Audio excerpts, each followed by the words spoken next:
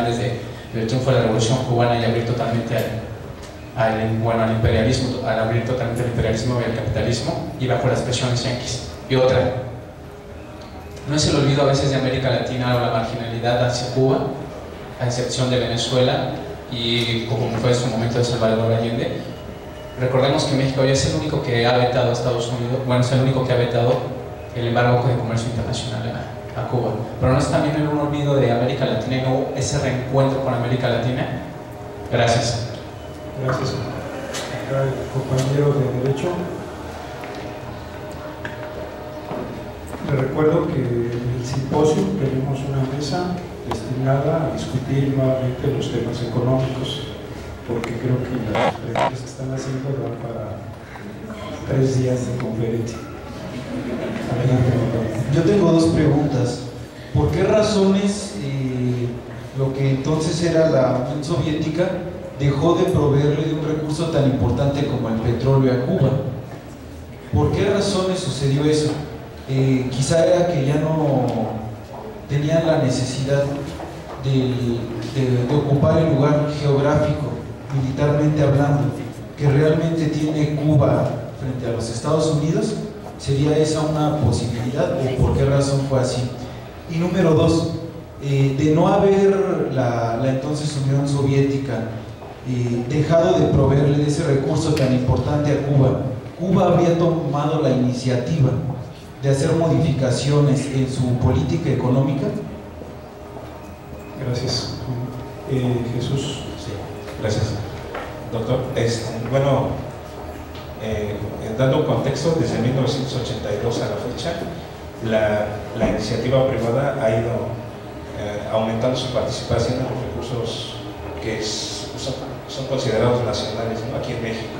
Entonces, hasta llegar al límite de que ya podemos realizar contratos comerciales en materia de energéticos, hidrocarburos y electricidad.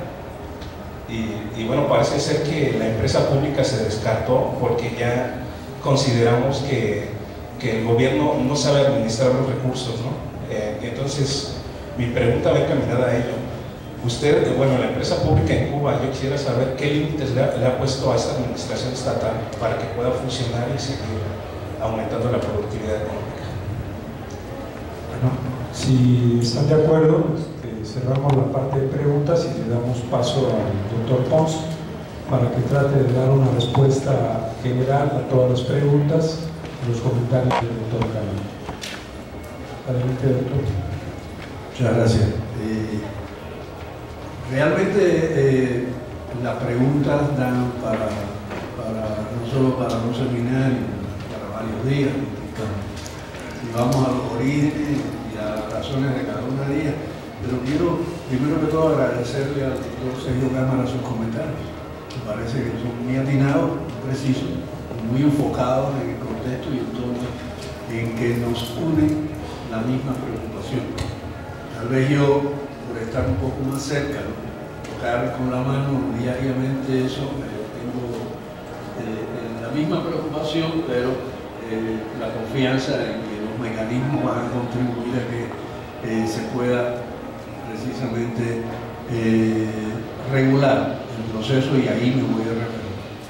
Y voy a referirme al marco regulatorio, porque una buena parte de las preguntas están en ese contexto y en ese entorno, en el marco regulatorio. Y voy a ir por orden, el mismo orden en el que se han hecho. Yo, primero, usted obviamente manejó la información de las inversiones hasta el 2014, ¿no? Y como habló con Osvaldo y con José Luis, sabe que José Luis ha trabajado esto, no solo eso, sino que fue el ministro de Economía y Planificación en el contexto precisamente 1992-2005, casi 2006, José Luis. Y por tanto, el fenómeno de la inversión extranjera directa en Cuba no es algo nuevo, yo decía con anterioridad. Y voy a ligar eso muy brevemente con una pregunta que es la suya en relación con los servicios públicos, el petróleo, la construcción. Mire, cuando se produce la transformación de la ley 50 a la ley 77, una de las cosas que se hizo fue que se introdujo la posibilidad de la inversión extranjera 100%. Esto no es nuevo, o sea, no surge con la ley 118. Inclusive se hizo llamémosle experimento, se hizo una inversión extranjera directa 100% en la Isla de la Juventud, que ya pasó a ser propiedad de Cuba, porque posteriormente se adquirió. O sea, si algo es importante tener presente es que la apertura de esta ley de inversión extranjera, la necesidad de esta ley, porque incluso hay que decir así, establece un cambio en relación a la concepción anterior en la inversión extranjera directa en Cuba, que aparecía como complemento para el desarrollo económico cubano. Hoy día, hay que decir, es una necesidad. Y es una necesidad por varias razones. Amigos y colegas, Cuba no tiene fuente de financiamiento multilateral externo. Cuba no recibe un centavo ni del Fondo Monetario Internacional ni de ninguna otra organización multilateral de financiamiento. Y por tanto Cuba para su desarrollo requiere de financiamiento provocado y obtenido a partir de sus capacidades de eficiencia y de efectividad, a partir de préstamos bilaterales fundamentalmente, y en algunos casos a tasas de interés altas, como resultado de algo de lo que no hemos hecho mención suficiente, que se llama bloqueo de los Estados Unidos a Cuba. Hace muy poco, porque aparentemente también se da una imagen, ¿no? Bueno, la administración Obama, la demócrata, hizo declaración, pero es bueno que se sepa que durante la administración Obama a Cuba se le han aplicado medidas financieras como resultado del bloqueo como nunca en la historia entre Estados Unidos y Cuba. En el momento en que lo que necesita es financiamiento, más de 600 millones se le aplicaron a un banco holandés recientemente como resultado de haber tenido relaciones financieras con Cuba y así. Digo esto primero porque como lo último que se dice es lo que se recuerda. Yo no quiero que lo recuerden, porque para nosotros el bloqueo es cotidiano, pero sí quiero que se tenga presente que las soluciones para nosotros no pueden ser iguales a las de cualquier otro país. Eso es una realidad. Y por esa razón esta ley 118 está en internet, los invito a que la revisen, tiene más de 40 páginas. Ha tenido, como está teniendo en todo el marco regulatorio cubano, los colegas de derecho saben lo que eso implica, el nivel de eficacia y de eficiencia en la gestión de la administración, que una ley que en Cuba antes se demoraba 2 años en ser aprobadas, hoy día se aprueban en 76 días, en 50 días, aprobadas por el órgano legislativo, pero además ya salen a la luz pública con su reglamento. Y esto habla también de la eficiencia del proceso y no de la desatención a los problemas fundamentales en el marco regulatorio. Y digo eso ¿por qué? Porque precisamente ese mecanismo regulatorio es el que claramente establece, por ejemplo, la vía para reducir el grado de explotación de la fuerza de trabajo. Una de las cosas que reclaman los inversionistas extranjeros es que ellos puedan contratar fuerza de trabajo cubana directamente. Y uno de los elementos que forma parte del marco regulatorio y que mucha gente incluso que quiere ir a trabajar allí cubano no lo entiende, es que es a través de una empresa empleadora. Porque esa empresa empleadora es quien debe velar porque no se produzca esa explotación que existe, la conocemos, lógico, más allá de lo permisible, que se convierta en un vehículo verdaderamente de interés y de beneficio para el financiamiento del país. Teniendo en cuenta lo siguiente, las inversiones extranjeras en Cuba no se van a hacer en los sectores en que les interese al capital extranjero. Hay definidos, si mal no recuerdo, creo que son 11 ramas, ni siquiera ramas, llamémosle actividades económicas, en la que es necesaria esa inversión extranjera. Y está concebida esa inversión extranjera incluso de carácter complementario en el contexto de la cadena de valor, otra cosa que hay que tener presente.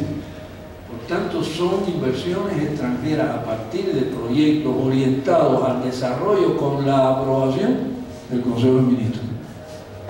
No es que cualquiera llegue y dice, yo quiero invertir aquí está la plata y voy para allá. No es así. O sea, en el marco regulatorio eso precisamente persigue preservar esa independencia y ese peso que debe seguir teniendo la empresa estatal. Insisto en esta idea, porque esto articula con el fenómeno de cooperativas. Las cooperativas crecen, pero no crecen en los sectores fundamentales que van a asegurar, con excepción de la agrícola, el desarrollo del país. Crecen en determinados sectores en los cuales esa pequeña, vamos a llamarle así, e incluso mediana empresa encuentra un espectro y un entorno en el cual desarrollarse e integrarse a una cadena de valor.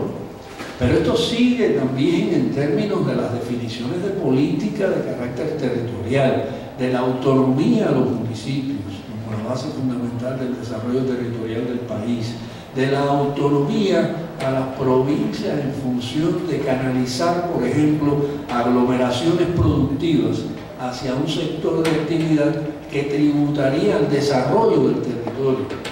Y eso está presente en un marco regulatorio.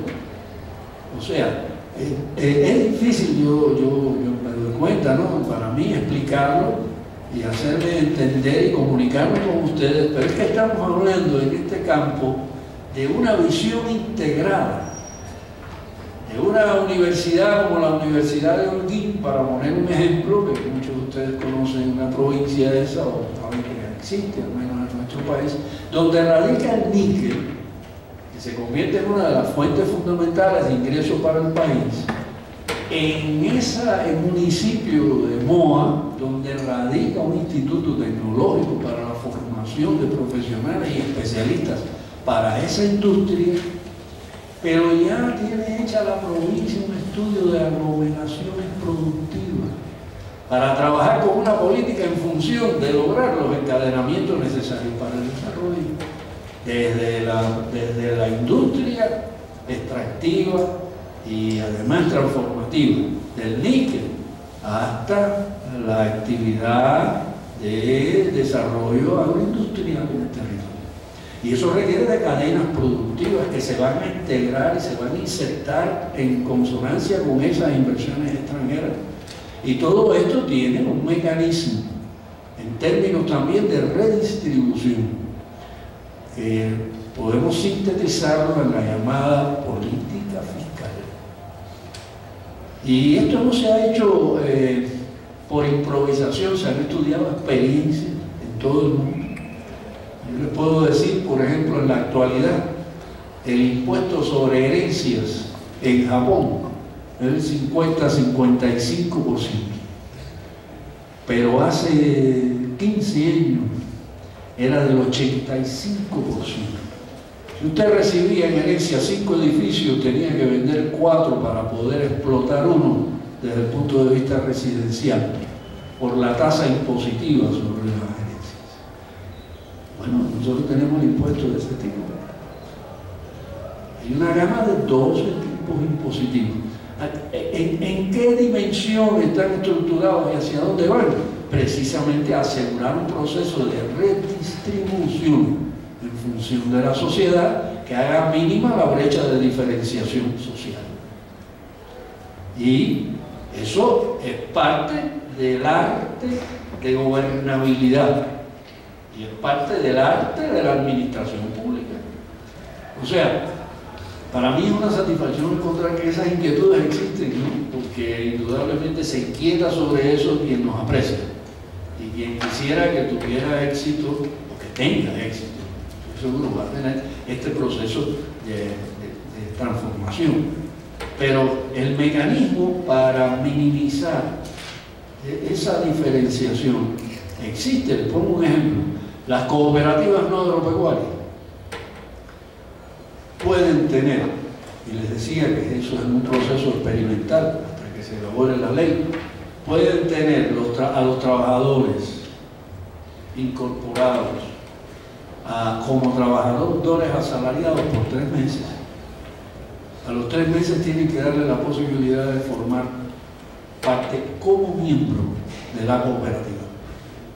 No existen, y hasta ahora no existirán, cooperativas financieras que han venido distorsionando en términos prácticos la raíz primigenia del cooperativismo o de la cooperación que surge desde los años 1800 y algo, si mal no recuerdo, 1802 o algo así, que posteriormente se convierte en una estructura de cooperativización. Su función, su fuente es precisamente la cooperación como un proceso de reducir el grado de explotación en el desarrollo del capitalismo, y incluso antes de la generalización del capitalismo y antes de la generalización en su estadio más alto, que es el imperialismo. Pero en nuestro caso, la definición es que estas formas de cooperativa no existirán. No existe la posibilidad de que haya una persona que tribute a la cooperativa y viva solamente de su tributo. Si usted a la cooperativa le aporta, son unos experimentos que estamos haciendo, una tecnología, la cooperativa le compra la tecnología. La forma de pago puede estar diferida en el tiempo, etcétera, mediante el arreglo, pero usted no va a recibir ingresos de las utilidades de la cooperativa porque usted aportó un equipo. El equipo es para la cooperativa. Cuando usted se retira de la cooperativa, el equipo se queda en la cooperativa. O sea, hay una serie de regulaciones que forman parte de este marco que persiguen precisamente preservar esa reducción de la renta. En el caso del trabajo privado, trabajo por cuenta propia, indudablemente el propio mecanismo regulatorio puede ir contribuyendo a una mayor integración en cooperativa. O sea, el objetivo de este marco regulatorio no es ampliar, extender la propiedad privada, es propiciarla en la medida de lo posible para asegurar servicios sociales que incrementen la calidad de vida de la población y descarguen también en alguna medida el Estado de gastos que, cuando se asumen desde lo estatal, se incrementan como resultado del grado de desconcentración de las necesidades, pero a la vez abrir el espacio ante las posibilidades reales de que las personas en lo individual y con su trabajo individual estén en condiciones de elevar su calidad de vida. La política fiscal marca un poco la diferencia a través del proceso de redistribución también en ese caso. Y en cierta medida, hay que decir, en las condiciones actuales, durante un periodo determinado, se ha venido estimulando el trabajo por cuenta propia, incluso para, como decía antes, los trabajadores que formamos parte de organizaciones, instituciones, entidades, organizaciones estatales, que podemos desarrollar una actividad diferente de aquella por la cual estamos trabajando y recibimos un salario. Yo pienso que el mecanismo de regulación que está establecido, la aprobación de las inversiones una a una, el marco regulatorio a nivel de territorio, que las municipalidades tienen autonomía a los efectos de a quién le otorgan licencia para el ejercicio del trabajo privado o no, en qué contexto, cuáles son las tasas impositivas, contribuyen a el objetivo que se persigue se cumpla y, por otra parte, se reduzca la posibilidad de un cambio en la transformación de la estructura de la propiedad. Y hablando de esto, quiero decir muy brevemente que estamos también, esto hay que analizarlo en el contexto de propiedad y gestión, porque en términos reales, lo que se está entregando en algunas de estas actividades es la gestión de un proceso, no la propiedad. Y, por ejemplo, ya se han entregado 1.700.000 hectáreas a usufructuarios, pero la propiedad de la tierra es del Estado. Y el marco regulatorio contribuye a que esa propiedad siga siendo del Estado y siga siendo del país. Las inversiones extranjeras en el sector petrolero, la propiedad es del país. Se contratan determinados tipos de servicios, inclusive, y se participa en otros, pero la propiedad es del país. Las inversiones extranjeras en función de fuentes nuevas y renovables van encaminadas fundamentalmente a la obtención de tecnología para el desarrollo de fuentes nuevas y renovables. Y para hablarles en este campo que es bien conocido, las características de México.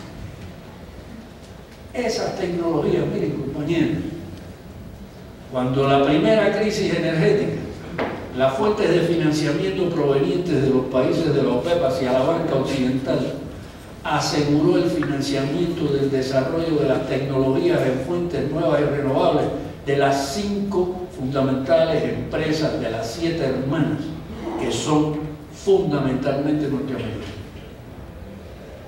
¿Y hacia dónde se proyectaron en sus inversiones?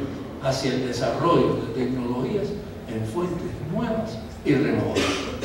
Hoy día, el peso fundamental del desarrollo de tecnologías en fuentes nuevas y renovables está en manos de las fundamentales empresas antes solamente petroleras, de las antiguamente llamadas 7 hermanas. Bueno, entonces imagínense en condiciones europeas cómo usted obtiene la oferta tecnológica para continuar algo que es programa en Cuba. La producción de celdas fotovoltaicas se desarrolló desde los años 80, continuó en los años 90. Hoy día en Cuba se producen paneles solares propios, se aplican en la industria turística. Bueno, hay otras, Cuba está rodeada de agua por todas partes. Y desde el siglo XVIII por primera vez se hizo en aguas cubanas por estudiosos franceses los estudios para el aprovechamiento de los diferentes grados de calor que se producen. Eso tiene otro nombre, la estructura de densidad, calor, o la llamada energía oceánica. Y estamos rodeados por todas partes. Pero cómo nosotros logramos la tecnología con las posibilidades necesarias para convertir eso en una fortaleza para un país que tiene limitaciones de agua, en términos reales, en las que se pierde incluso una parte del bombeo del agua en la agricultura como resultado de las condiciones de riego. Esa no importa, porque regresa al manto freático, pero se bombea con energía y por lo tanto incrementa los niveles de costo. Esas cosas requieren de financiamiento, pero detrás de eso hay algo que no quise mencionar. Pero por ejemplo, yo les decía que la estrategia de supervivencia y desarrollo llevaba implícito continuar con las fortalezas que podía tener el país para el desarrollo. Y hoy día la economía cubana se ha convertido fundamentalmente en una economía de servicios con un cambio estructural en su Producto Interno Bruto, donde el peso de la actividad del ingreso está condicionado fundamentalmente en la actividad turística y en la actividad de servicios profesionales, con un peso importante en algo que no se dejó de la mano y que se ha convertido en una fortaleza extraordinaria que se llama el sector biotecnológico y productor de medicamentos. Y todo eso ha sido también experiencia para este marco regulatorio. Se han estudiado países, otras experiencias. O sea, por eso les decía que la inversión extranjera tiene un mecanismo de aprobación, tiene un mecanismo de actuación sobre el uso de los recursos humanos y sobre los sectores de actividad hacia los cuales tiene lugar. Y por otra parte, por lo general, cuando es mixta hay un partner cubano. Y se adquiere además como uno de esos objetivos la experiencia en los procesos de gestión. Hay que ponerse a tono con el mundo. y eso también es una realidad. Entonces, pienso que le he dado algunas respuestas a esto y que habla de la capacidad en términos estratégicos. Yo no soy chauvinista, pero soy chauvinista, como digo casi siempre, porque quiero mucho a mi país, ¿no? Ustedes tienen el suyo, el otro. Y quiero mucho al suyo, porque ha sido precisamente uno de los países con los que más apoyo hemos recibido durante años, y no por gusto dije, de aquí nació la primera concepción estratégica que vino a asegurar lo que tenemos hoy. Fue de aquí de donde partió. Pero, indudablemente, yo pienso que detrás de esto ha habido una concepción y ha habido ya también una proyección. Por ejemplo, me preguntaba alguien de Nicaragua, el proyecto de desarrollo del canal de Nicaragua va a tener un crecimiento, va a tener un crecimiento superior en el 1,8% al de Panamá, incluso terminado el de Panamá en el 2015, creo que cuando termina. Por tanto, el desarrollo de la zona del Mariel, que no es la única importante, el desarrollo de la zona del Mariel apunta a ir generando también fuentes de financiamiento propias. O sea, Cuba está recurriendo a la inversión extranjera directa en las condiciones actuales, en el peso en que sea necesario, pero solo en la medida imprescindible, en términos de 100% me estoy refiriendo. ¿Me explico? Porque también Cuba está generando fuentes de financiamiento, pero se incorpora a hacer ahora una necesidad, porque no es suficiente lo que el país genera para continuar asegurando todas las necesidades. Ese es el problema. Y el marco regulatorio está ahí. Esa zona especial del Mariel está circundada por puertos especiales, desde Jacksonville, en la zona del Atlántico, entrando por el sur de la Florida y terminando inclusive en Venezuela en términos perspectivos en la zona de La Guajira y allá abajo por donde están los famosos 60 millones de toneladas de quito bituminoso. He dicho sea de paso, recuerdo haber leído por primera vez de eso en los años 70 en un material de estudiosos, economistas estudiosos de los fenómenos petroleros aquí en México. Y aparentemente se descubrió hace unos 10 años, pero ya hacía muchos años que estaban escondidos los esquistos bituminosos hasta que se desarrollara la tecnología necesaria para explotarlo, que lo hizo la Golf, primero que todo, con el financiamiento de la banca manejada por la Golf a partir de la llamada crisis energética en los años finales de los 70. Entonces, bueno, en ese mundo en el que Cuba se está insertando como una necesidad. Eso es lo que quería señalar en relación con esto, que además, indudablemente, introduce cambios en relación al trabajo y al pago por el trabajo, en este caso el salario, con una nueva legislación en términos salariales. Pero hay un principio básico que yo no hice referencia a él por olvido y además por síntesis. Entre los principios de los lineamientos hay uno que dice que el ingreso de cada persona como principio debe provenir de su trabajo. O sea, ahí está como principio, y ese principio matiza todo el marco regulatorio y todas las herramientas que se aplican. Pero eso hay que ponerlo en función también de reconocer el resultado del trabajo y de reconocer las diferencias en la remuneración en relación con el trabajo. Y eso requiere de recursos. Por tanto, se está trabajando en una política salarial. Una de las cosas que tiene este proceso es que el igualitarismo como concepción tiene que desaparecer para desarrollar un proceso más equitativo en términos de las necesidades y en términos de las posibilidades. Y esa es una realidad. No el igualitarismo como filosofía, sino la equidad y la igualdad como proceso. Y por tanto las políticas tienen que ser diferenciadas. las medidas tienen que ser diferenciadas en correspondencia con las particularidades de los procesos, tanto en territorio como en características de la estructura social. Eso forma parte de esa proyección y está entre los principios, precisamente.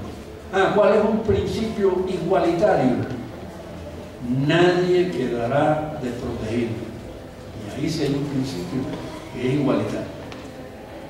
Pero en términos de distribución tiene que ser en correspondencia con la capacidad y la posibilidad. ¿Cuál es un principio igualitario? Todo el mundo tiene derecho a la educación gratuita. No importa si es trabajador por cuenta propia, propietario, si es cooperativista, si es empleado estatal, no importa. La educación es gratuita para todo el mundo. Bueno. La universidad está ahí, con sus brazos abiertos, como decimos nosotros en alma mater. Pero para llegar ahí, tiene que aprobar los exámenes de ingreso. Por lo tanto, hay un principio de derecho y hay una posibilidad. Hay que aprobar los exámenes de ingreso. Todo el mundo no puede llegar a la universidad. Y la diferencia está en eso. El derecho está en términos de igualdad y la capacidad de cada cual de responder a esas necesidades o a esas posibilidades es que se establece la diferencia. Y este principio se aplica en términos de salario. Es cierto que cuando usted dice hay una parte del sector estatal que pasó a cooperativa, hay un cambio en la estructura de propiedad. Es cierto. 1.400 instalaciones del Estado, gobierno, pasan a cooperativas ahora, con trabajadores de hasta 5 trabajadores de ese mismo sector de actividad, por ahí a la cifra. Eso es cierto. ¿Pero en qué sector? En el sector de servicios, en el sector gastronómico, que va a hacer ¿qué? A crear mejores condiciones en el proceso de redistribución y que va a asegurar ¿qué? Va a asegurar la elevación de la calidad de vida. Pero eso no es básico para el desarrollo del país, es básico para el desarrollo de la sociedad, para la elevación de la calidad de vida de la población. Bueno, depende, porque también tras eso está la política impositiva. Y el principio de la política impositiva, otro principio que no mencioné, es que a mayor ingreso, mayor tributo, para preservar la brecha. Por lo tanto, ahí está el carácter relativo de ese proceso. No importa que usted con su trabajo, usted logre quintuplicar sus niveles de ingreso.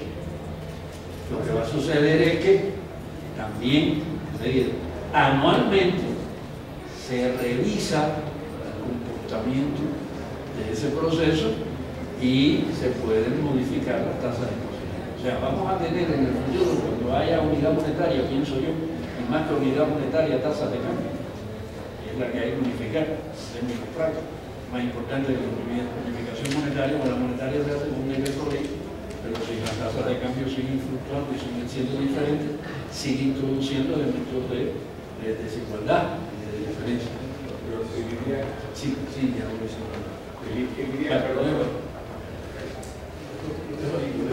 creo que me falta alguien quede satisfecho. Yo. La pregunta, sí, en relación con el problema, muy breve, voy a ser muy breve. Con la inserción en América Latina y demás, muy breve, se llama CELAC. ¿Y qué aportó para Cuba el proceso anterior y toda la experiencia anterior acumulada como parte de haberse integrado en el campo? Capacidad de organización en el contexto de la integración desde el punto de vista económico. Que el CAME tenía una estructura de organización que se reflejaba inclusive en un sistema de planificación, no recuerdo, era una planificación cooperada, o sea, una planificación dirigida y orientada, coordinación de planes. Pero CELAC es un ejemplo de esa integración y de la incorporación de Cuba en ese contexto que desde el año pasado, ya este año, entregó, pero tuvo la responsabilidad de organizar el proceso. Eso quería referirlo en el caso de la Unión Soviética para proveer petróleo a Cuba. Fueron dos fundamentalmente. Una, incremento de precios, de costos de la extracción petrolera soviética, que hizo cambiar inclusive de los lagos recuerdo el nombre, tengo medio necrosado, la parte del cerebro que tiene que ver con los nombres, además de las otras, siempre se me olvidan los nombres, de la zona central de Bakú para el norte a la Siberia, que implicaba, entre otras cosas, el incremento de costos como resultado de tener que aplicar calentamiento, cosas que ustedes conocen perfectamente bien, y eso incrementó los costos. Y trajo como consecuencia, por otra parte, también una reducción de las reservas. Por lo tanto, ante esa situación de cambio y ante esas condiciones, ya la Unión Soviética no podía seguir comprando petróleo a Medio Oriente para vendérselo a Cuba sobre la base de precios diferenciales que eran pagados fundamentalmente en azúcar. ¿Me explico? Esa es la razón. Ya desde el año 1986 se sabía que la Unión Soviética no estaba en condiciones de seguir asegurando los incrementos de demanda petrolera de Cuba. Eso trajo como consecuencia en ese periodo un barter, un intercambio. Venezuela le servía parte de ese petróleo, creo que era España o algo así, perdón, nos lo satisfacía a nosotros y la Unión Soviética a España, en términos de equilibrio para reducir costos de transportaciones. Esa es una. Y la otra, que sencillamente se privatizó. La industria petrolera se privatiza y crea inclusive las bases para todo el desarrollo de la aplicación de medidas de carácter neoliberal y económico. Incluso se segmenta, se desintegra. Esa es la. No sé si con eso.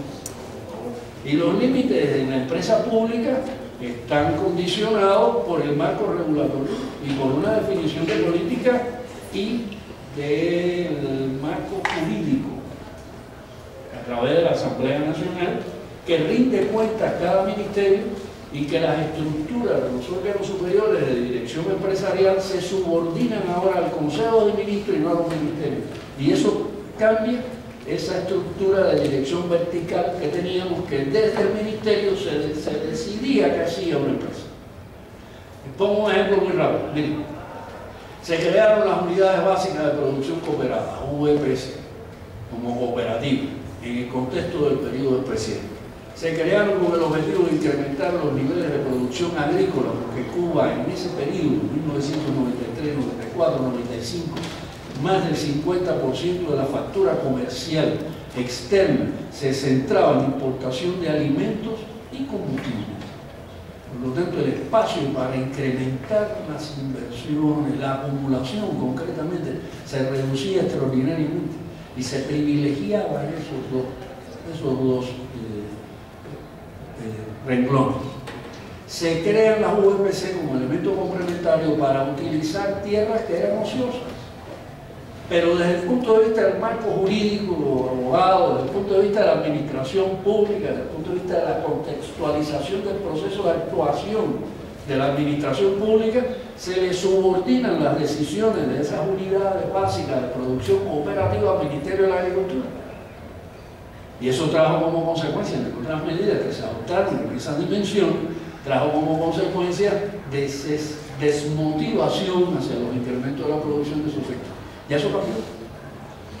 El decreto ley 300, la regulación 300, la resolución 304 y 305 del Ministerio de Finanzas y Precios y del Ministerio de la Agricultura también le han otorgado todas las capacidades y posibilidades iguales que cualquier otra cooperativa agrícola.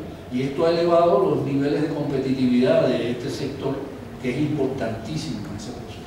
O sea, quiero decir con esto que el marco regulatorio como tal, durante años tenía un carácter relativamente, no estático, pero sí de anquilosamiento, llamarle de alguna manera.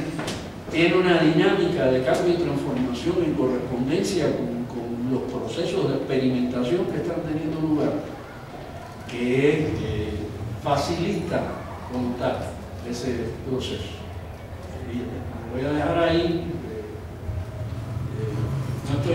quejándome ¿cómo se llama?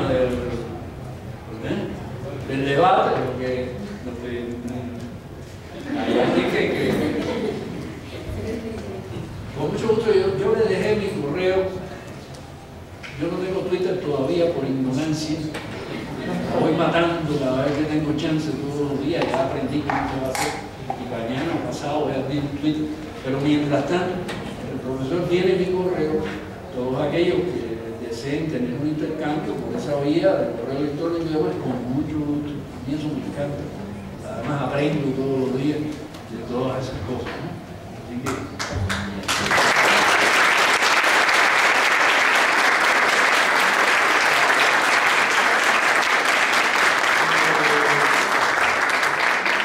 damos las gracias al doctor Pons por su exposición y las respuestas, también al doctor Cámara por sus acertados comentarios a la exposición del doctor Pons, a los colegas que hicieron las preguntas que ayudan a que los expositores profundicen en algunos de los planteamientos que hicieron. Creo que el doctor Pons nos hace una sugerencia en toda su exposición de remitirnos al marco regulatorio, digamos que tiene que ver obviamente con el derecho en todos los ámbitos, que es la ley, digamos, de inversiones en Cuba, la ley fiscal, la ley financiera, ¿verdad? Y creo que nos muestra la vigencia de nuestros planes de estudio en la Universidad Metropolitana, que un abogado que no sepa economía o un economista que no estudie derecho difícilmente podrá comprender las transformaciones que vive la sociedad moderna, y que obviamente también nos dio una lección de que no podemos analizar los cambios actuales de la economía si no nos remitimos a la historia de la economía cubana. Y digamos que la historia, la economía, el derecho y la sociología son herramientas que cada vez son más interdependientes y que no cerramos hoy el debate.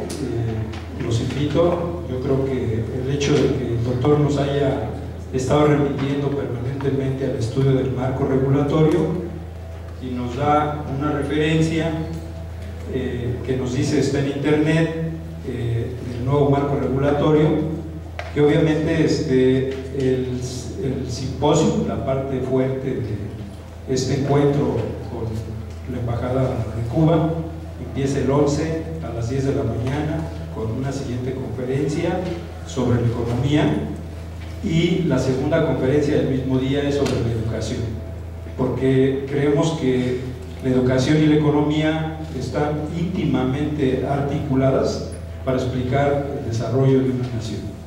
Entonces los invitamos a que no demos por cerrado el tema. Yo les decía, todas las preguntas que se hicieron dan para 3 o 4 días de debate. Discúlpame, Octavio, no fue mi intención, pero creo que a veces hay que poner un poquito de orden, no digamos, no de dar por cerrado el debate. Nos vemos el 11, ojalá